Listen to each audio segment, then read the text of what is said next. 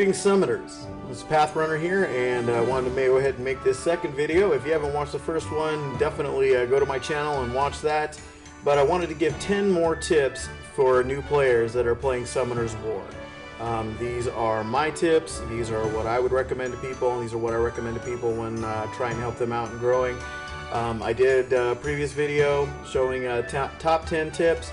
But in doing that, I also thought of other tips that I wanted to give, but I didn't want to make the last video get 2 hours long of information, so I decided to go ahead and make a second video showing 10 more tips for new players. So without further ado, here is 10 more tips for new players that are just getting into Summoner's War to make you a better player and enjoy your game more. So number 10, lock your monsters.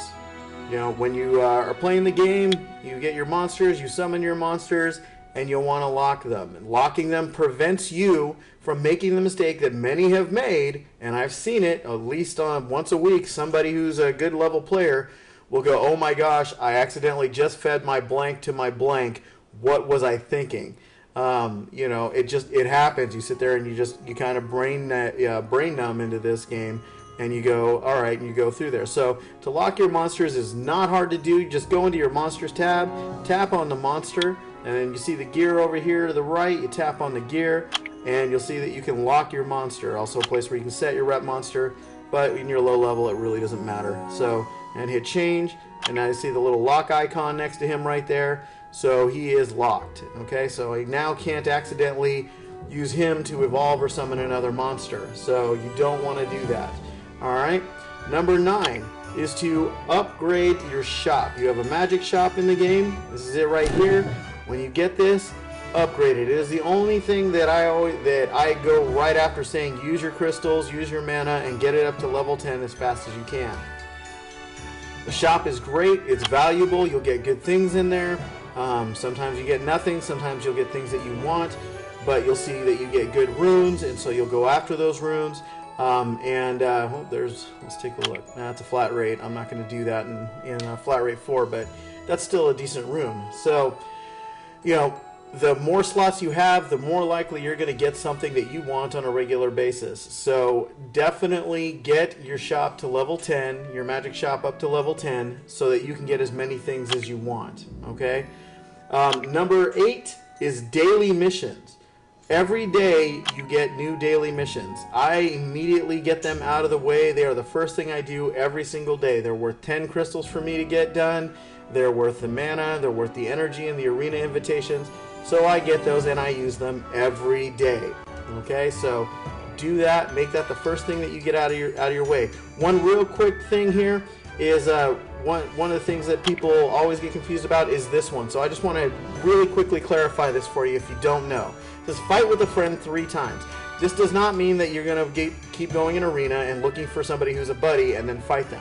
This means that you're going to take and replace one of your monsters in a battle with one of your friend's monsters, and when you do that, that is considered fighting with a friend. So you'll take that, you grab one of your friend's mons from down here on the bottom row, and you put that in its place, and that is, congratulations, you fighting with a friend. You're not fighting against a friend, you're fighting with a friend. So use that, and that's how you do that, okay? So go through those daily missions every single day, because that will add up for you pretty quick. Now, number 7 is free energy. Twice a day, depending on your time zone, where you live, you're going to get 2 things of free energy. They range between 20 up to 50 energy, and you can get those twice a day. One of those is in the middle of the night for me. I actually had an alarm set at one point, not so much anymore, but I had an alarm set that would wake me up or notify me on both times when the free energy hit, so I could come in and get the free energy, because it builds up quick. And within a period of a week, you can have a couple hundred energy sitting there if you think about it. And so when you have an event coming up, that's extremely important to be able to have all of that extra energy. So definitely it's worth it. You know, if you are one of those people that can be woken up in the middle of the night, then try to get both of them. If not, at least try to get one of them a day and then save them up, because if you're saving up for just 6 days and you've got nothing but 20 energy, you still have 120 energy, and when you're a noob and you've got 40 energy max right now, you're talking about 3 free recharges that you have for an event that's coming up. So it's definitely a good thing to go. So you want to make sure that you do that. The next tip that I want to give you, number 6, is rune leveling. I can't stress this one enough because I see it so much it drives me crazy. And there'll be people that argue this, but I'm just going to give you a rule of thumb on this. For every 1 star that your rune is, be willing, and a conservative rule of thumb is to level it up to 3. So if it's a 1-star rune, you level it up to level 3. If it's a 2-star rune, you level it up to level 6. If it's a 3-star rune, 9, 4, 12, 5, and 6, you're going all the way to the max. So you don't want to spend a ton of mana getting a rune that you're only going to be able to resell for a couple thousand mana any way you look at it, and you spent 100,000, 200,000 mana getting a monster up to something that, you know, just understand this, a 1-star rune maxed is going to be less effective than my 6-star rune to 6. And it cost less to get my 6-star rune to 6 than it did there. So be patient. Yeah, it's a little bit of a grind process and waiting process, but you'll get there. And the last thing you'll want to do is go, oh my gosh, I just spent 200,000 getting, you know, a rage flat rate to level 15 that's a 2-star. You know, it just, you know, and we're going to make fun of you in comms. We absolutely will. I do every single time. So, so number 5 is the storyline. Do the storyline. The storyline is absolutely worth it. It's good. It's, you know, way to go. You get a lot of bonuses in storyline. You get things opened up.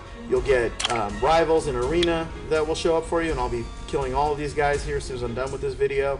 So not a big deal there, but they're all worth, you know, oops, let me go back in here.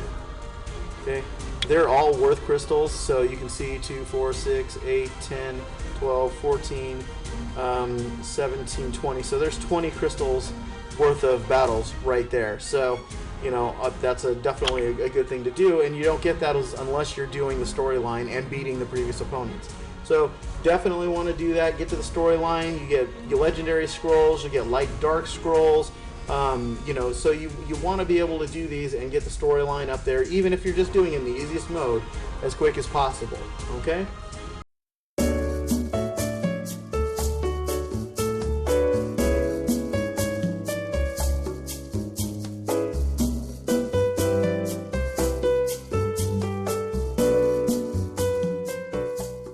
Next, and this is going to be, I just realized this, I've been doing videos all morning, so I haven't done it, so this is going to seem a little like a little hypocrisy, but it's not.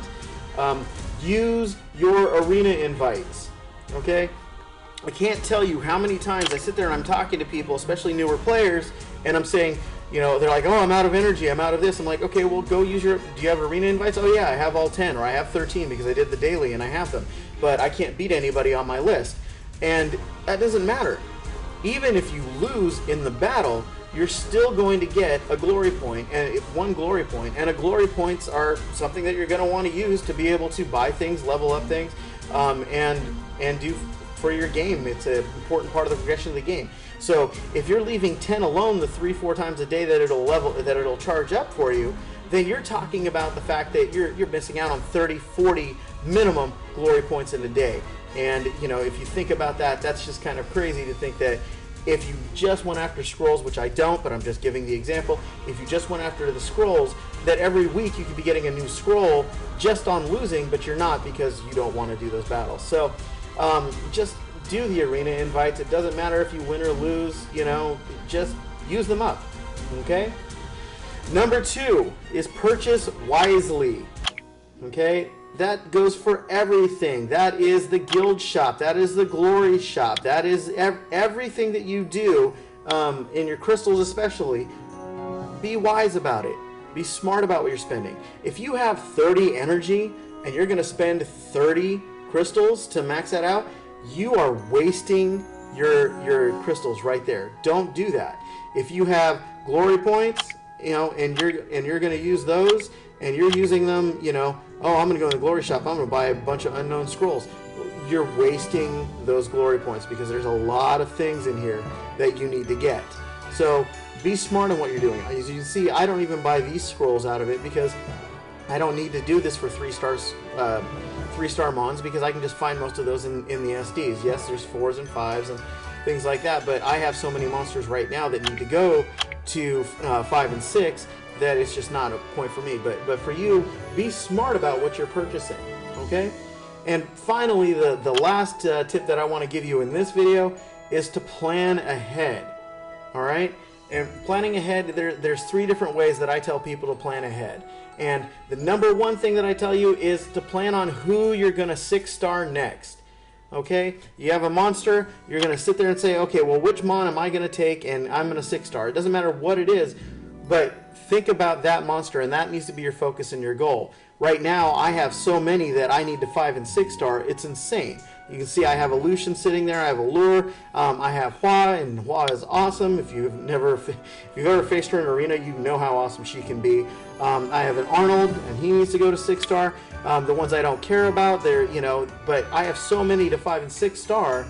But I'm focused on what I'm doing, and the next time that you guys see it, it will, be one of these 5 stars that I've decided that I'm taking to 6. And for me, it's not going to be Lucian because I'm so wind heavy right now. Lucian's kind of a waste. So it may end up either being my Julie or it may be one of my Fire Mons. So I've still got to, make those decisions. But I plan ahead for it, and I plan ahead by maxing out all of the other Mons that I'm going to need to go ahead and do that. The other thing that I plan for is I plan for my fusion monsters. Fusion mons are great because the fusion mons are generally worth it and they're generally good to get. So, excuse me.